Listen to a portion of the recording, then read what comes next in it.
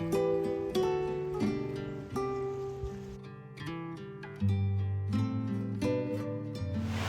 there, welcome back to the Everyday Artisan. I am Jackie and I welcome you to my channel. There are many new subscribers to the channel and I am truly honored. If you have been here since the beginning or you're new today, I hope you enjoy a few moments here with me today. It's my mission to reach as many people as possible, assisting them in getting in touch with their inner creativity, expanding their joy, reducing their stress through handwork, and finding a bit of peace in this busy world. As I mentioned in my last video, autumn is the season of my heart. I particularly love this one quote attributed to F. Scott Fitzgerald.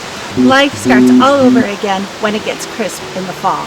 Autumn is full of anticipation and preparation for the upcoming holidays. New projects, new activities, social gatherings fill our calendars, and the possibilities of new beginnings or starting over are all around us. The idea of new beginnings is actually a little bit arbitrary, but we assign a lot of meaning to new beginnings.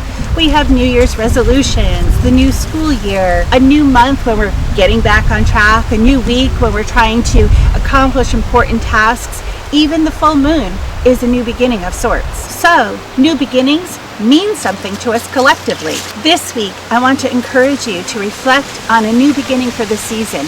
Maybe even learn a new craft as we make a lovely autumn garland with things found in nature. Let's begin.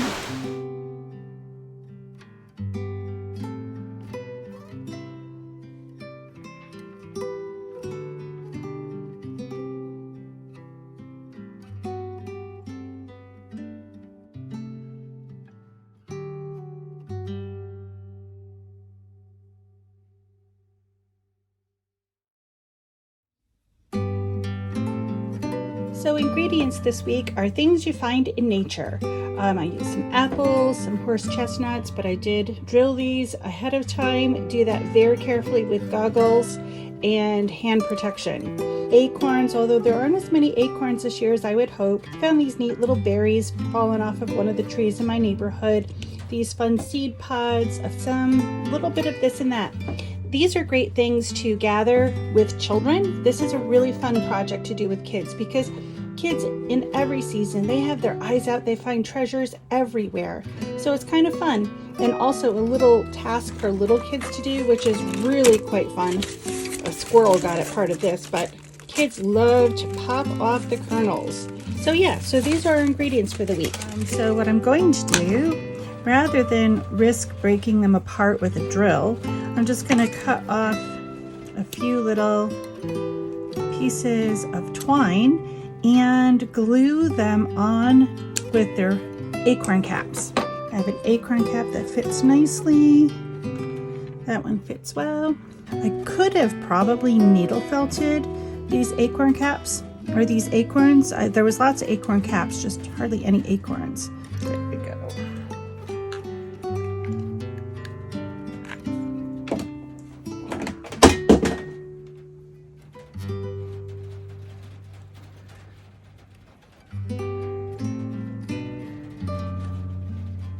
On, and now I have a cute little hole to hang it from, and I'll just trim off the other side.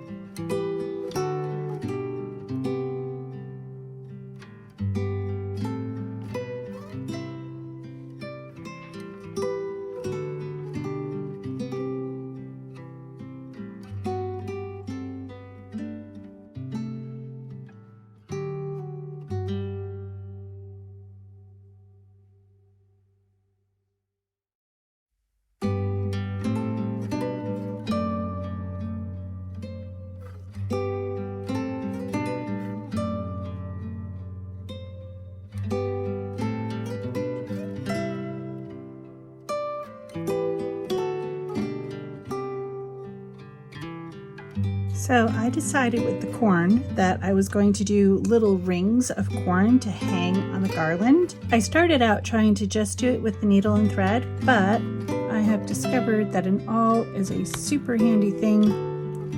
Some might crack, discard the ones that crack. So I found this sturdy needle that I wrapped in some Fimo to make a little awl. Worked super well to poke the corn. So I'm just going to poke a few and then string them on. And some kernels are softer than others, and some might just crack on you, and that's okay.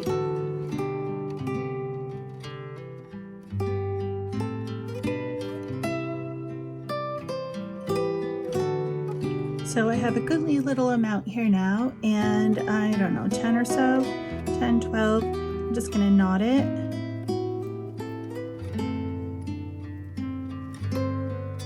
And it makes a little nugget of corn.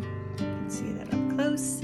And what I'm going to do when I'm threading the full garland, I'm either going to go right through here and knot it, or make a little loop and let it hang off of here.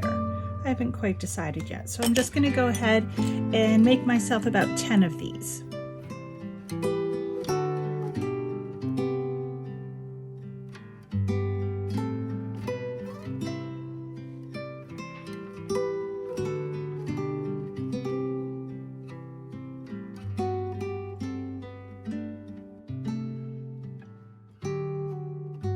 So I'm not gonna lie, this took me about 2 weeks to gather and put all these things together, but never for more than 5 or 10 minutes at a time. So again, when you want to do a project, you don't have to carve out 4 hours to do something. You can do it little by little. I cut open an extra apple one day, dehydrated them in the oven. I just finished threading all of these, glued my little acorns together, drilled the holes in my conkers very carefully with eye and hand protection, gathered things as I saw them. So the final part comes together super quick, and it reminds me a little bit of when I'm sewing something. Sewing something doesn't take very long. Cutting the patterns, finding the fabrics, finding the trims, measuring everything twice before you cut, those are the things that take a long time.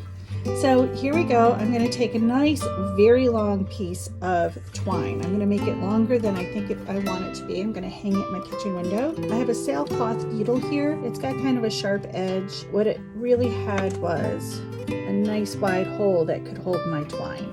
So that's why I chose the sailcloth needle. So I'm just going to start putting this together, assorted. I'm going to actually separate these so I can have them all organized, more even than they are right now. So the way I'm going to do this is just by starting with a bead, putting it in, and bringing it on down near the end. And I'm just going to take and put an object about every 3 to 4 inches, maybe every 2 inches, about that far apart. And just start alternating, and I have some more of certain things and less of other things. So we'll just go about doing that. I'm gonna knot every so often to keep things in place as well. I kind of like it that way. Knot here, through, bring my knot down close to the bead. It doesn't have to be spot on, but just to keep it from floating around. Put on one of my acorns. Oh, and actually I have an idea. I'm just gonna knot it right on top of my acorn. So I've got that cute little, there we go. Oh, that's gonna be sweet. So we've got 2 things going. I know my acorns are a little rough, but I think in the long run it'll still be okay. So I'm just going to do some knotting.